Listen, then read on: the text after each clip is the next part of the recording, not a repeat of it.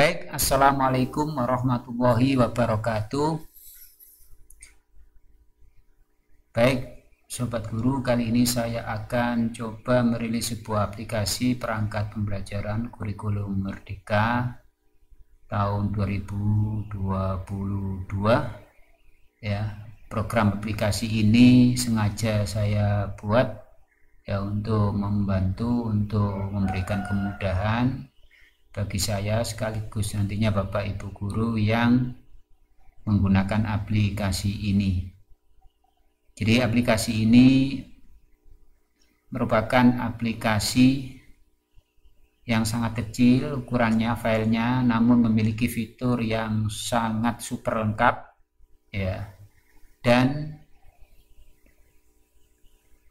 aplikasi ini support dengan program Microsoft Office. Jadi Bapak Ibu guru jangan khawatir ketika menggunakan aplikasi ini nanti ada kendala atau trouble dan lain sebagainya ya, karena aplikasi ini sejatinya adalah aplikasi yang menggunakan atau sudah include di dalam program Microsoft Office. Jadi ketika Bapak Ibu sudah menginstal program aplikasi Microsoft Office, insya Allah nanti ya program aplikasi ini bisa dijalankan dengan baik. Baik Sobat Guru, langsung saja untuk memperkenalkan aplikasi ini.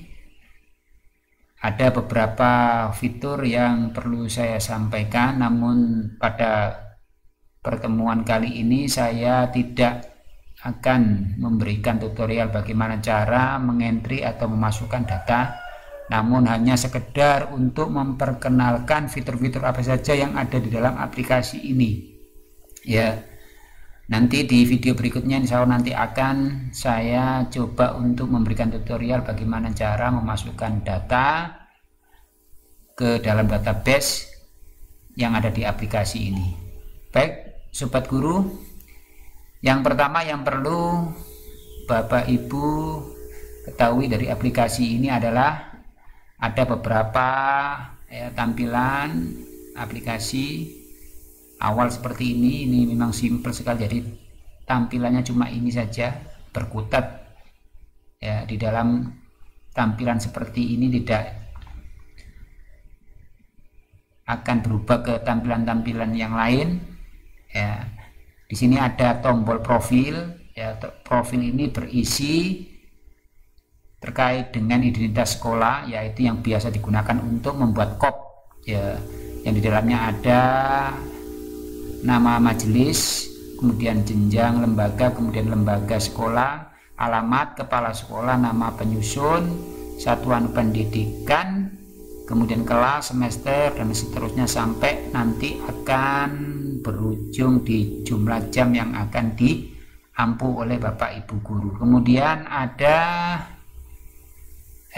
master ya.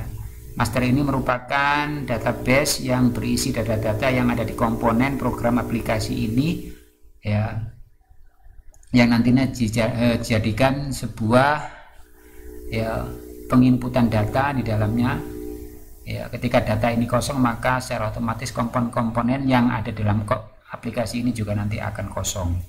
Jadi makanya ini hanya sekedar sampel atau contoh saja. Jadi saya isi ya sesuai dengan ya data yang sudah ada.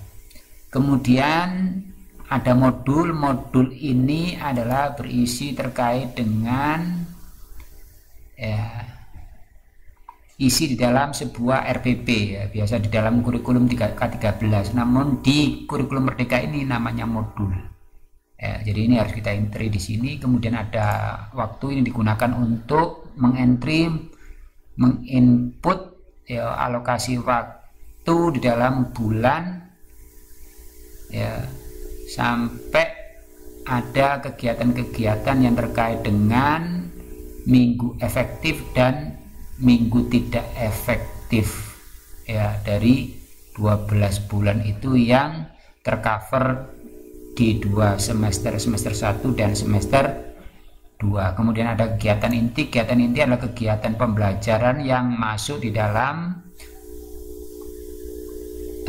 modul yang di situ ada kegiatan pembelajaran atau pertemuan Bapak Ibu guru ketika mengajar.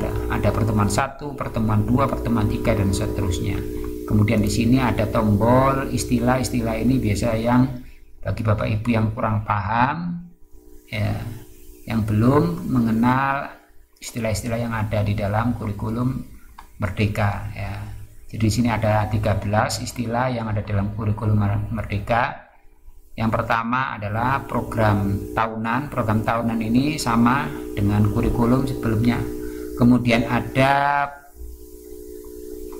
promes, ya, atau di kurikulum Merdeka itu adalah prosem, jadi prosem. Kemudian yang ketiga ada silabus. Silabus menjadi ATP atau alur tujuan pembelajaran. Kemudian yang keempat KI atau KD itu menjadi istilahnya CP di dalam kurikulum Merdeka. Kemudian ada RPP. RPP itu menjadi modul ajar. Kemudian ada istilah KD atau kompetensi dasar, itu menjadi tujuan pembelajaran atau TP. Kemudian KKM itu menjadi KKTP yang kepanjangannya dari kriteria ketercapaian tujuan pembelajaran. Kemudian ada IPK. IPK itu nanti menjadi IKTP, ya, atau indikator ketercapaian tujuan pembelajaran. Kemudian ada penilaian-penilaian, ya, penilaian harian itu nanti berubah menjadi penilaian sumatif. Kemudian penilaian PTS itu nanti berubah menjadi penilaian sumatif tengah semester, ya. Kemudian penilaian PAS itu nanti akan berganti menjadi penilaian sumatif akhir semester, ya. Kemudian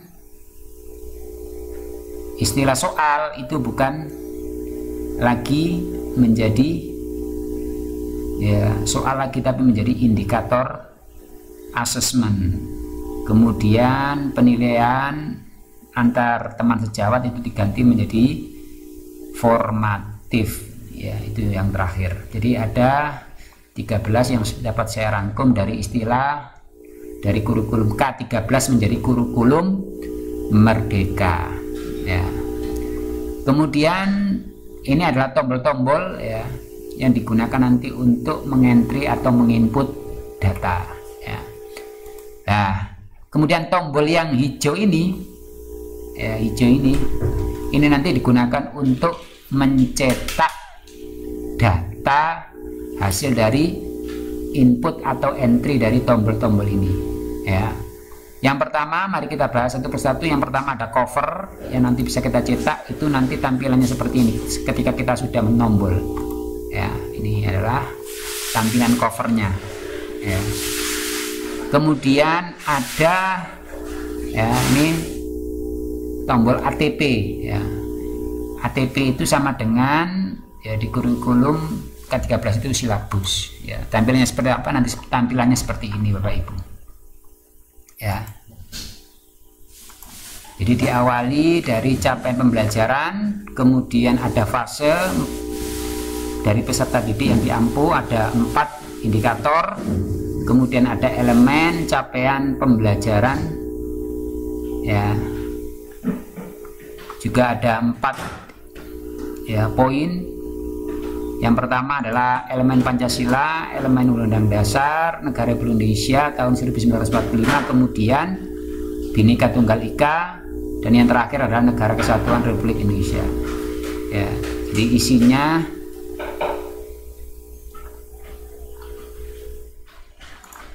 alur tujuan pembelajaran itu, ya, seperti ini Bapak Ibu, ya. Ini yang terakhir, sampai terakhir. Kemudian ada prota, ya. Prota ini namanya tidak berubah di kurikulum Merdeka, ya, sama dengan kurikulum K13, ya. Jadi seperti ini tampilannya Bapak Ibu guru.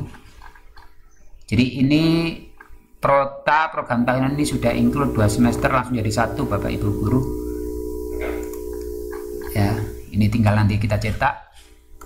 Kemudian ada prosem atau program semester, ya. Ini juga sudah include 2 semester, semester 1 dan semester 2.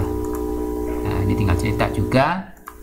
kemudian ada KKM, istilah kurikulum K13 menjadi kriteria ketercapaian tujuan pembelajaran atau KKTP ya. Ini seperti ini Bapak Ibu guru. Nanti kita isi ya di sini Bapak Ibu guru, kemudian akan muncul ya totalnya berapa, rata-ratanya berapa. Ini juga include semester 1 sampai semester 2 ya. Kemudian ini ada alokasi waktu. Alokasi waktu ini juga dibuat ya 2 semester ya. 1 lembar 2 semester. Ya, semester 1 dan semester 2 ya. Ini sudah keluar nilainya berapa minggu, berapa jam pelajaran yang nanti bisa kita ampuh ya di kegiatan pembelajaran ya. Nah ini sampai sini. Kemudian ada lagi pemetaan kompetensi dan teknik penilaian. Nah ini Bapak Ibu guru, isinya apa kita lihat. Nah jadi seperti ini, nanti ada teknik penilaiannya, ada tes, ada portofolio, ada proyek, ada produk, ada presentasi dan lain sebagainya. Seperti ini Bapak Ibu guru. Kemudian ada penetapan indikator pencapaian kompetensi ya. Jadi isinya ini terkait dengan aspek atau ranah pengetahuan, kognitif, sikap, afektif, keterampilan, psikomotorik ya. Ini nanti masuk mana dari tujuan pembelajaran dan indikator ini, masuk ranah mana. Ini juga include semester 1 sampai semester 2 jadi 1 ya. Ini semester 1 atasnya, ini semester 2. Kemudian ada jurnal mengajar bagi Bapak Ibu guru. Ini juga nanti kita tinggal ya menuliskan ya, ini pencapaian KKTP nya berapa, nanti kita isikan, kemudian namanya siapa, kemudian absensi, kemudian keterangannya juga di sini nanti kita masukkan ya. Ini juga nanti kita tinggal cetak. Kemudian ada agenda, jurnal agenda guru. Jurnal agenda guru ini merupakan buku agenda guru yang diisi setiap guru ketika mengajar, dan bila berhalangan atau terlambat ya, supaya ya ini diserahkan kepada Bapak atau Ibu kepala sekolah untuk diberikan tanggapan atau saran ya. Diharapkan Bapak Ibu guru yang memegang buku ini kiranya sebagai pedoman bagi pendidik untuk ikut membentuk manusia yang profesional. Seperti itu Bapak Ibu guru ya. Jadi seperti ini. Kemudian ada analisis keterkaitan ya, CP, capaian pembelajaran dan tujuan pembelajaran dengan KKM atau IKTP dan materi pembelajaran ya. Di sini sudah ya muncul seperti ini Bapak Ibu guru. Nanti tinggal barangkali ada yang kurang perlu dilengkapi ya, dilengkapi saja ya, tinggal cetak nanti.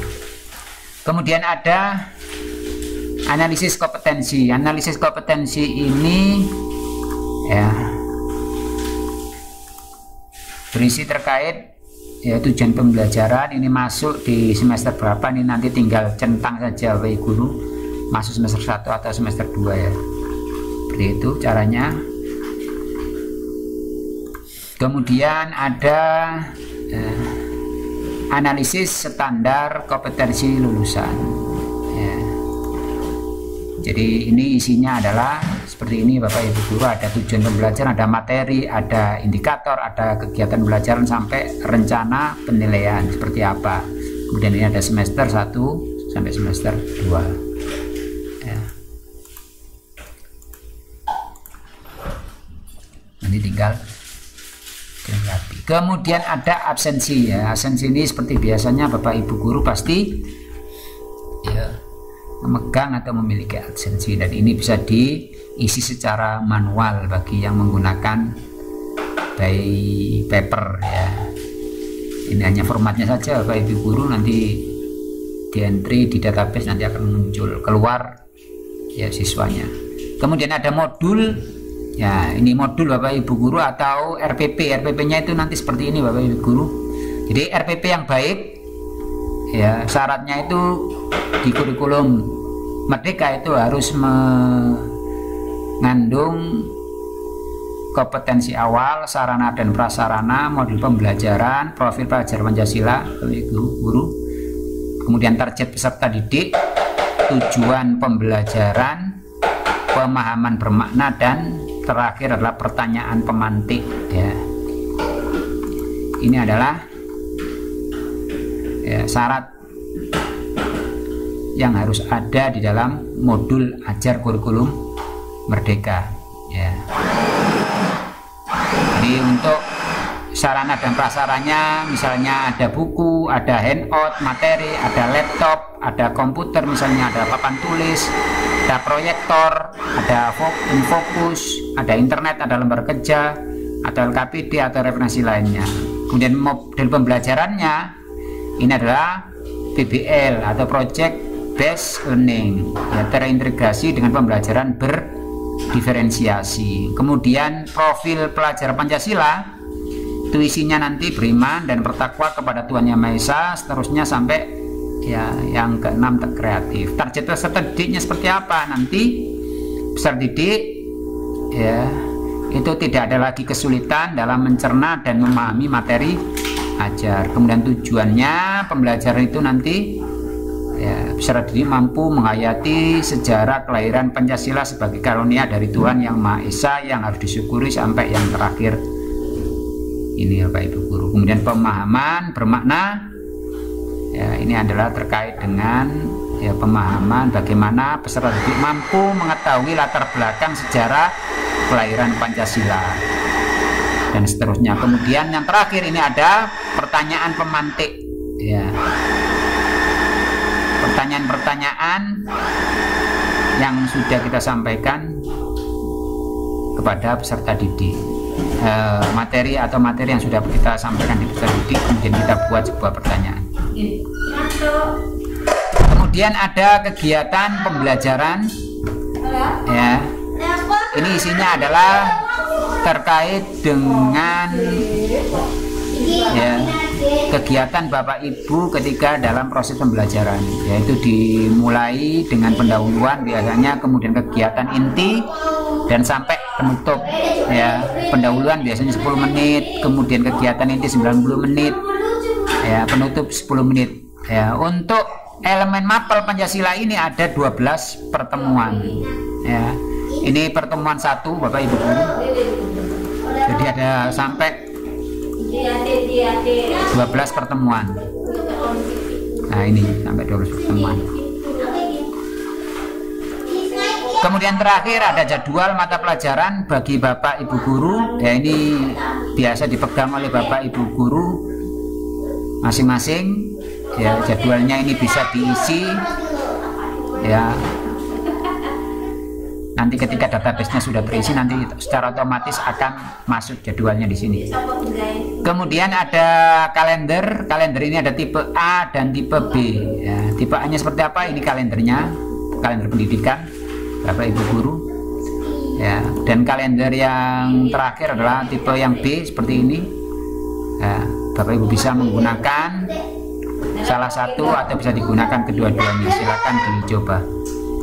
Jadi ini sekilas gambaran terkait dengan aplikasi perangkat pembelajaran kurikulum Merdeka ya.